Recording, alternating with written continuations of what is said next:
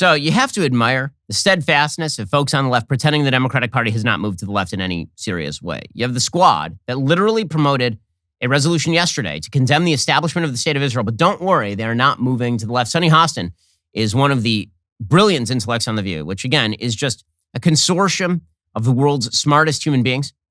The collective IQ on this panel, it's generally 5 people, this panel. The collective IQ sometimes even breaks triple digits.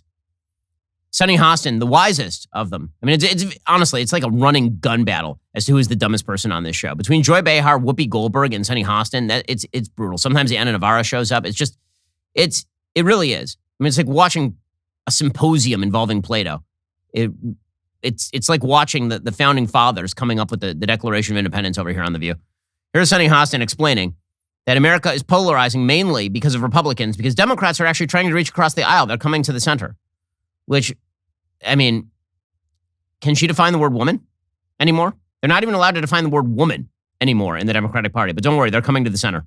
If you look at all the studies, the Republican Party has moved further to the right than Democrats have to the left. There's a Pew Research Center analysis that finds that on average, Democrats and Republicans are farther apart ideologically today than at any time in the past 50 years. And that ideological divide breaks down to the Republican Party being an extremist party and the Democratic Party actually, as you just mentioned, Sarah, moving more to the center. Yes, of course. The Democratic Party has moved to the center. Okay, there's not a single position on which the Democratic Party has moved to the center. You cannot name them. They do not exist. The Democratic Party is now wildly anti-Israel. There are no pro-life Democrats in the Democratic Party anymore. Again, they cannot define the word man or the word woman in the Democratic Party anymore. The Democratic Party is reflecting Bernie Sanders' ideas on the economy.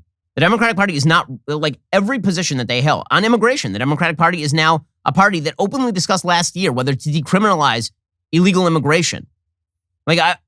In what way is the Democratic Party more moderate? Can you name a single position in which this is the case? Like one? That's crazy talk. And meanwhile, worth noting here that the Democratic Party, they're just breaking all the rules. Remember, these are the people who are the great defenders of democracy.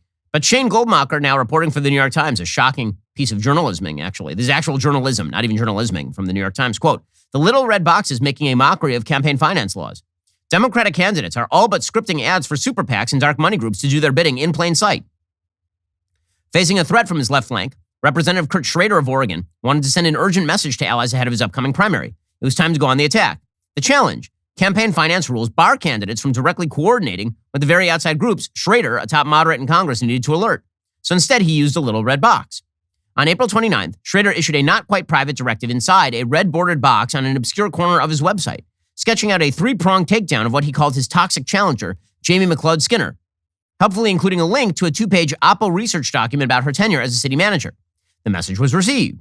On May 3rd, a super PAC that has received all of its money from a secret money group with ties to the pharmaceutical industry began running TV ads that did little more than copy-paste and reorder the precise 3 lines of attack Schrader had outlined.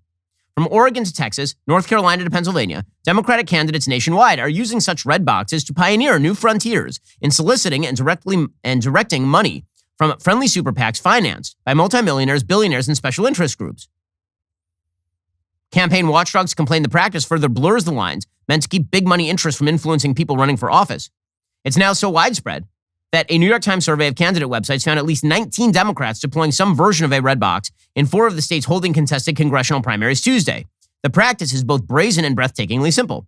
To work around the prohibition on directly coordinating with super PACs, candidates simply post their instructions to them inside red boxes on public pages that super PACs continuously monitor. So instead of saying, okay, I'm going to pick up the phone and tell the super PAC what to run, I just put a box on my webpage that nobody reads in red, and then it's publicly available. So you can't say that I called them secretly. I'm doing it right out in the open. The boxes highlight the aspect of candidates' biographies that they want amplified and the skeletons in their opponents' closets they want exposed. Then they add instructions that can be extremely detailed, steering advertising spending to particular cities or counties, asking for different types of advertising, even slicing who should be targeted by age, gender, and ethnicity. Liberals, voters under 50, and women across only San Antonio, Guadalupe, and Atacasca counties, reads the targeting guidance from Jessica Cisneros, a Democratic challenger in South Texas. Black voters aged 45 plus in Durham and white women aged 45 plus in Orange was the recent directive from Valerie Foshee, a Democratic House candidate in North Carolina. Pretty amazing stuff.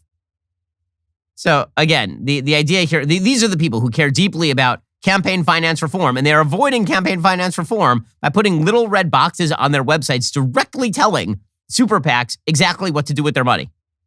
Slow clap for all these hypocrites. Really, slow clap.